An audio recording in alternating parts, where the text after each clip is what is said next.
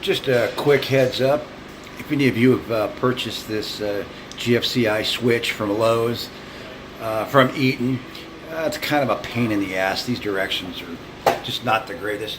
That's what you're going to see, and it's going to baffle you, number one, because they've got the receptacle upside down. Somebody seems to think that this is a good idea these days. There is no NEC code or any code in the country that requires that. It's just a personal preference.